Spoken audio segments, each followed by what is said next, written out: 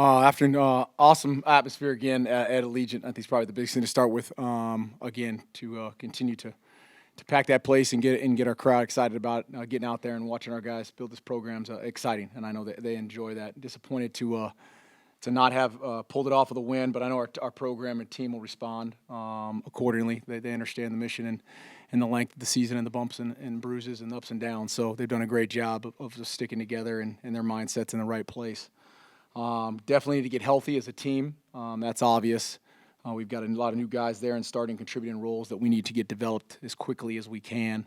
And, and the bottom line is develop quickly and get some stops and move the ball and execute to a level that gives you a chance to compete and move the ball and do things like we did at the start of the season. But those are hard when you've got those impediments, but we got to work through that. Moving forward, a magnified focus on what we're doing as we move through the second half of this season is exciting for our guys. I think their preparation, their health, their fundamentals are all things that they know have to be amplified as we move towards this next piece. They haven't wavered.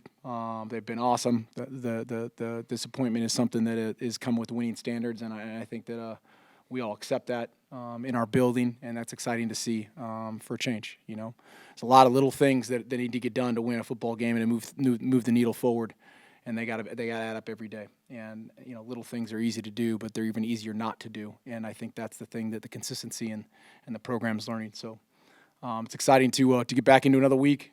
Exciting to get one more day to try to get healthy, and we got a big game on the road at Notre Dame versus a really, really talented team, a very well-coached team, good group of players, play hard, good coaches. I know Coach Freeman's done a great job, and Coach Golden and Tommy have done an awesome job of putting that thing together. So they may be going through some bumps, but they're not fooling us.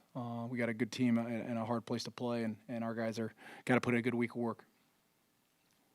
Question for both of you guys, just how much do you put aside, I think, playing in this building, kind of the magic that comes with it? Do you allow yourself 2 seconds when you guys get there to be like, this is a crazy venue, and just, sort of just the appreciation of the sport and just kind of how much history is in that building? Yeah, I mean, you got to be able to do that, I think, as you arrive and get there and do that on an individual basis. I don't think collectively we'll make anything like that. I think that we talked about it, started talking about it yesterday a little bit with the team, and been fortunate enough to coach at a bunch of different big places and play. And I think that the biggest message to these guys yesterday was the fact that those are things that for the rest of your life you'll be able to tell your family, your kids, and the opportunities. Hopefully, if they care, hey, where'd you play? Did you play there? But I think the biggest thing is not just playing there; it's playing well there. And I think that's a good story, because if you go there and you don't play well, or you go there and then it's just maybe just a trip, and we're not looking at it as a trip. We got an opportunity to play and practice again this week. And we get to go to a fantastic place with a lot of history, and the goal is to play well. Growing up in Sacramento, did you have any kind of Notre Dame feelings, love, hate, none? Yeah, probably none. No real connection besides.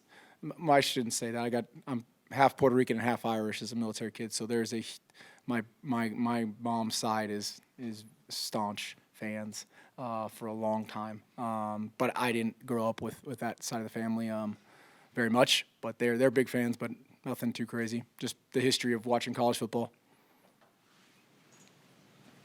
Have an update on Aiden and for Adam's status. Yeah, Aiden is day to day. Took a hit on the knee, and so we'll know more here next 24 hours, 48 hours how he's feeling. He's got some appointments he's got to make today, and so he's day to day. Adam is also day to day. We look forward to. I think he'll be back at tomorrow at practice. We'll see how he feels. You guys saw Keeler get in there a bunch, and some new guys mixing it up in that replacement role. So hopefully we'll get Adam back there this week. Austin, just how much like an impact not having Adam out there kind of maybe played into some of the struggle you guys had, and how important is it to have him back out there on defense? Yeah, I mean, Adam is one of the leaders of the defense and of the team, and whenever a guy like that goes down, somebody else has to step up. We wish he was on the field, but at the end of the day, we have the next man up mentality, and Keeler came in, and I think he played the most snaps out of everybody on defense, and he did a good job, and it shows what he was capable of doing during practice and everything. He was ready for the moment, and he proved it. So you know, whenever we get Adam back, of course we're excited, but we always have that next man up mentality. Austin, is there anything about this game this weekend you're looking forward to from an experience standpoint? You've probably seen Notre Dame play on TV a zillion times growing up as a kid. Is there anything in particular you're looking forward to on this trip, besides the obviously trying to win a football game? Yeah, I mean, trying to win the game for sure, but anytime you get an opportunity like this to go into a school like that and play the sport you love, it's a great opportunity. I mean, I definitely don't want to take it for granted, and it's cool to see the places that the game takes you. You know, I never thought I'd be in Indiana playing a game, but here we are, and, you know, it's just exciting. But then when the whistle blows and it's time to go, it's time to go, and football is just football at that point, whether you're playing in the backyard or whether you're playing in front of 80,000, it's the same game. So I try not to look at it like that. Of course, I mean, I'm grateful for the opportunity, and I want to take full advantage of it. Coach was telling the team yesterday that, you know, it's cool to play there, but it's even better to play well there, and that's kind of the story that you want to be able to pass down and remember. So going into the week of practice, that's kind of where my focus is. It almost sounds like a script out of Hoosiers when they were playing South Bend Central for the championship, and they brought out the tape measure and they said it's the same, you know, dimensions as we have in our court at home. Have you seen Hoosiers? Nah, I don't even. You ever remember Hoosiers? Nah, We play this game a lot in this building. I bet about 20% on movies. Yeah, but Coach, I mean, you should relate to that, right? Yeah. I mean, you're coming into Yeah, an environment you're not, yeah. you know, used to No, being. there's a lot to that. Yeah, I think that's you try to get grounded and put yourself in a situation where the field's going to be the same dimensions, the ball's going to be the same size. They put their pants on the same way you do, but at the end of the day, you still got to go out and perform. And you've got a great team at a historical place that you've got to be able to minimize the distractions, ignore the noise, and go put your best foot forward. And I think all that is going to be obviously a predicate to a great week of work. So that's what it all comes back down to. AJ, I'm curious about all of the lessons and, you know, conversations of, you know, staying humble when you guys are 4-1. How do those lessons sort of correlate now to losing a couple in a row? And you know, has anything changed or sort of from the winning streak to now, that sort of in the locker room? Nothing's changed. We got the same approach, whether last year we're struggling or this year we're starting off 4-1. I mean, we made a commitment to each other and to this coaching staff in January with this team that whatever it takes, we're going to reach our goals. So we knew it wasn't going to be we knew it wasn't going to be easy, and it wasn't going to be just a linear path to success. We understand that there's going to be ups and downs and bumps and bruises along the way, and that's all this is right now. I think the guys kind of understand that and have a better understanding of having perspective in the bigger picture and understanding that we're in a good position right now, and there's nothing to do differently as long as we keep approaching every day the same. You know, the results will follow. I know you talked about, you know, playing these, they want to play well in Notre Dame, but how did like playing well and playing these big, like non-conference games, how does that help you grow the program, and how does that help from, you know, recruiting aspect too? Well, I mean, ideally, you know, and I've been on the other side of this probably more often than not, is that these games are great because you get to see where you're at. You'd like to go into them full speed. I think that's the biggest thing that unfortunately is part of this is you'd like to be in and have a full army there ready to roll and full capacity. And so those are the things you want to be able to do. You know, you don't want to be able to go in there and take setbacks and stuff like that could be damaging. But I think for recruiting and stuff like that, we want to be able to play these big games and go places and put the program in a situation where it can be on a national watch. And I think we've said that before.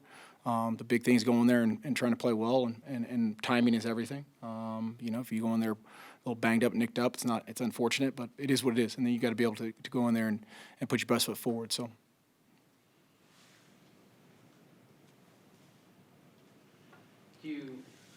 Has anything changed with Doug Brumko in the last 2 days? Do you know if he's going to be able to play on Saturday, or where does that stand? No, Doug's still day to day. Trying to get him back in the fold here and get him out to practice. And obviously, we don't practice today. We'll see how he gets tonight as he gets through some more of his meetings with the doctor. So hopefully tomorrow it feels a little better, and we'll see how it goes. But it's day to day with that injury. Looking at some of the PFF numbers, your O-line, 5 of the 6 guys were actually your best players. So when you watched the film with the offense, why was there such a struggle to kind of move the ball outside of those 2 drives? I'm sorry, just in that, and then just the Air Force game. So just the Air Force game, Oh, yeah. yeah, the offensive line and Shelton. Yeah, I Brown, thought they actually, played- most of them all graded really well, so. Yeah, 4 turnovers. Yeah, 4 turnovers put you behind it, and then what ends up happening in a game like that is you spot 14, and then you turn the ball over, and now you have to make a decision on how you effectively call the game, so you don't put your defense in a situation where they've got to play 100 plays and you play 35.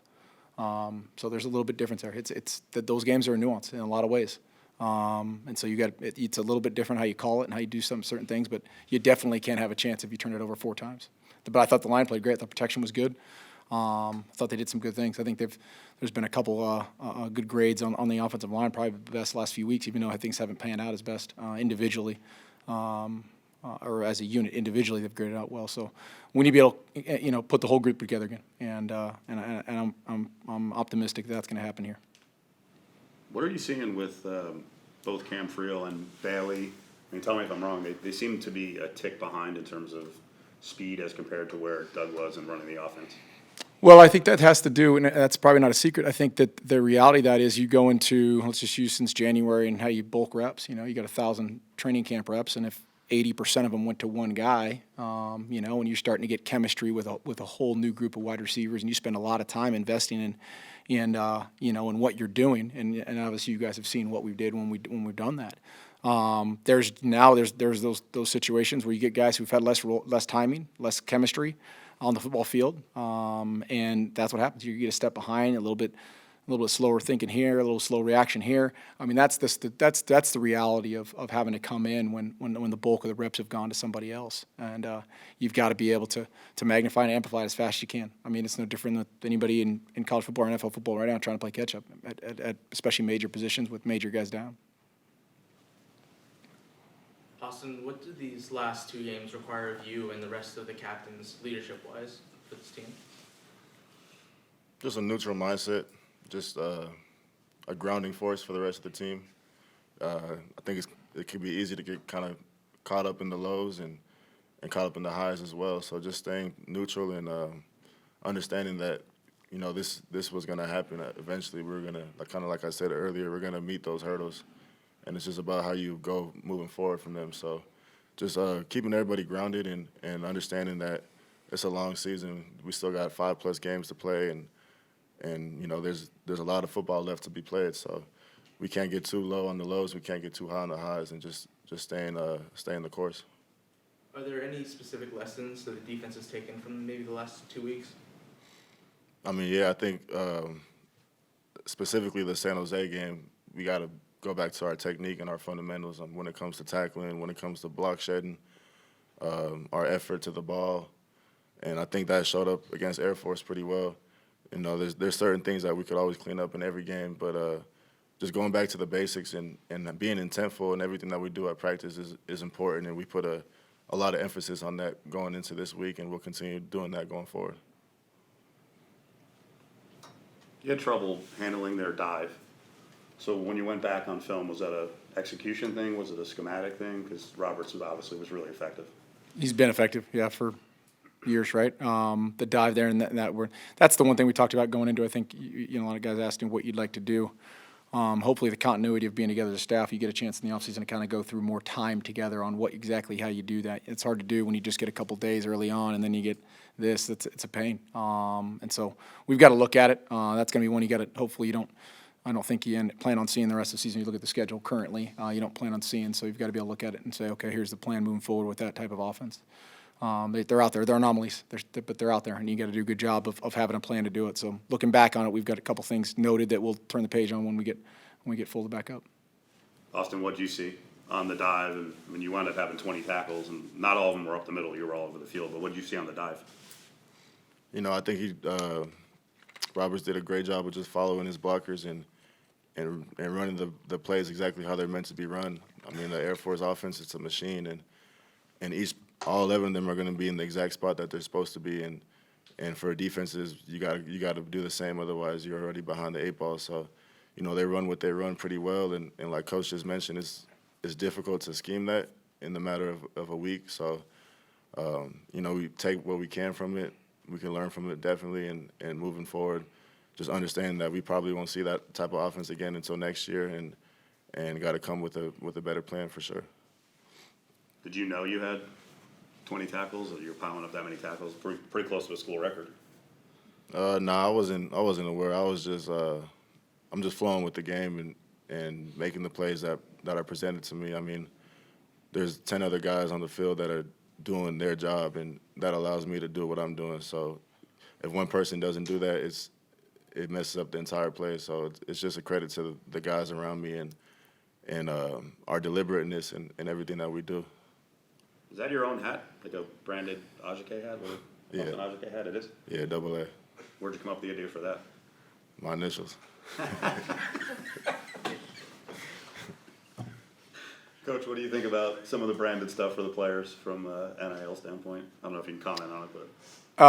Yeah, I mean, I think it's great. I think, again, the opportunity and the doors that have been open for these guys in the world we live in for college football, that's part of it. And I think that that's one thing that we like about being in the city we're in, is that there's a lot of opportunities for that.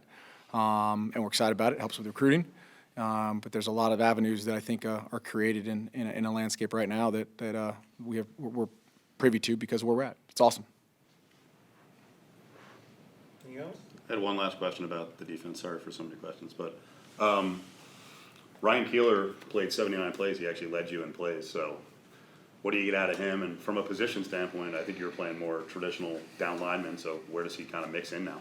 Yeah, and Ryan's been doing a really nice job throughout the last few weeks of practice, and did a nice job as he got here late in training camp as a late ad, or as an ad during training camp.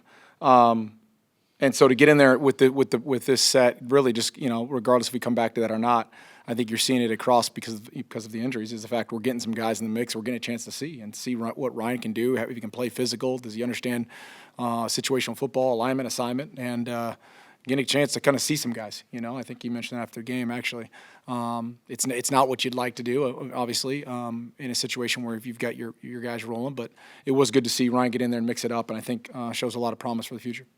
Where would he slot in now? Would he be one of the three guys, hand in the dirt, or is he going to be outside? Well, I mean, it's all within packaging, right? I mean, it's dependent on what you're asking him to do. He was in on a package that lended to what he was going to do in that game.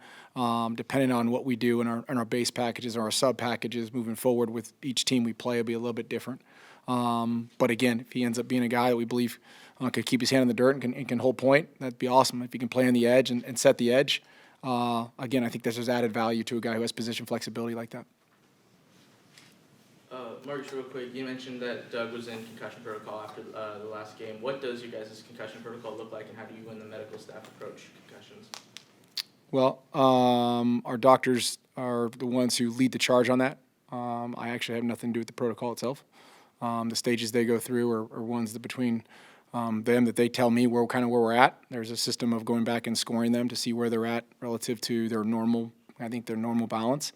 And each day they've got to pass certain physical and mental check marks to be able to get it done. And I don't know the ins and outs. That's kind of the layman, which is about where I should be in that. And they update me accordingly. Thanks, everybody. Good. Thank you. Thank you.